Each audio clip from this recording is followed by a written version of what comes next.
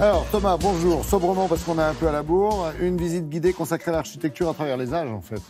Alors, c'est une visite guidée qui est consacrée surtout au grand siècle, parce que alors d'abord, c'est l'hôtel de Soubise, c'est l'ancien siège des Archives nationales. À Paris, donc. À Paris, exactement, près du musée Picasso, près de la rue des Archives, Oui. vous arrivez, il y a déjà cette architecture absolument extraordinaire. Et puis, dessiner pour bâtir dit quoi? Eh bien, avant, en fait, le 17e, on a des corps de métier qui sont tous disparates. Et tout à coup, tout ça va s'organiser autour d'une nouvelle profession qui est celle d'architecte.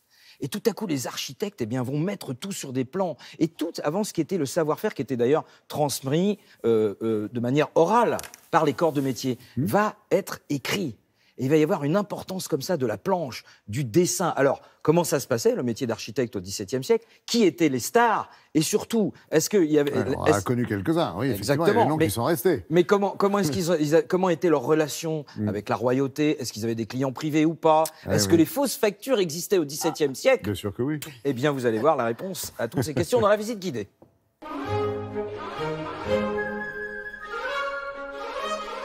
On démarre tout de suite par François Mansart, architecte star du XVIIe siècle, surnommé le dieu des architectes par ses pairs. Donc évidemment, Louis XIV, par l'intermédiaire de Colbert, le mandate pour faire les plans du Louvre. Quel honneur! Alors il fait plein d'esquisses et puis il se décide pas. Colbert lui dit, écoutez, c'est bien gentil, mais il faudrait un petit peu s'arrêter sur un projet. Et François Mansart dit, s'arrêter sur un projet? Mais vous n'y pensez pas, que je me lie les mains! Et voilà, il est passé à côté d'un petit truc qui s'appelle le Louvre. Oh, une babiole pour un architecte.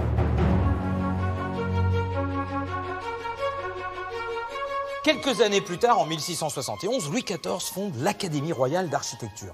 Et il envoie le jeune Augustin Charles d'Avilé à Rome faire les plans de la basilique de la place Saint-Pierre. Le problème, c'est qu'au passage, Augustin, il est enlevé par les pirates des Barbaresques. Mais quand il revient 3 ans après à la cour, il revient avec ce document absolument fabuleux. Tout est d'une précision quasi mathématique pour l'époque. Comme quoi, vous voyez, le stage de fin d'études chez les pirates, ça motive. Ça motive.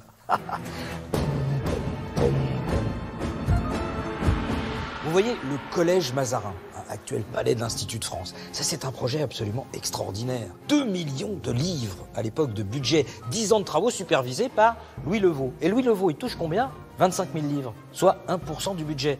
Pas énorme, Aujourd'hui, un architecte prend 10%. Sauf que, on a retrouvé un document après sa mort. Figurez-vous qu'il était dans la maçonnerie par son beau-frère, Louis Levaux. Et il a touché 100 000 livres, en liquide, sans aucun justificatif. Voilà. Bon, ça, c'était des pratiques du XVIIe siècle, bien sûr, bien sûr. Non, des enveloppes au XXIe siècle? Oh non, on a des comptes électroniques, enfin, non, ça se fait plus.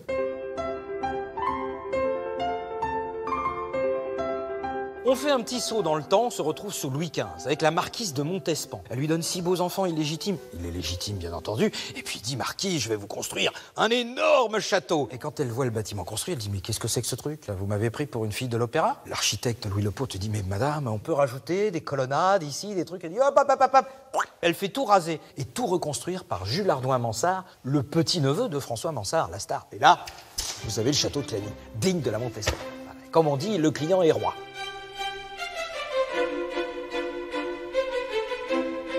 Et pour terminer, l'Allier est une rivière capricieuse qui a tendance à sortir de son lit. Et du côté de Moulins, on a beau construire des ponts depuis le Moyen-Âge, rien ne tient. Jules Hardouin Mansart dit, attendez, moi je vais vous construire un ouvrage absolument exceptionnel. Tout va tenir sur 2 piles. Alors attention, c'est un tablier immense. Sauf que 10 jours avant l'inauguration, le pont s'écroule. Et voilà comment l'architecte montre son vrai visage et le pont s'affaisse. On s'affaisse. Scénographie exceptionnelle, parce que la difficulté des plans, c'est qu'ils sont dans ce sens-là. Là, vous les avez dans le sens comme ça, donc vous pouvez les voir. C'est au cœur du musée des Archives nationales, en plein cœur du Marais, à Paris. Si vous passez par là, comme on dit, ne loupez pas cette expo. Jusqu'au 12 mars. Merci Thomas.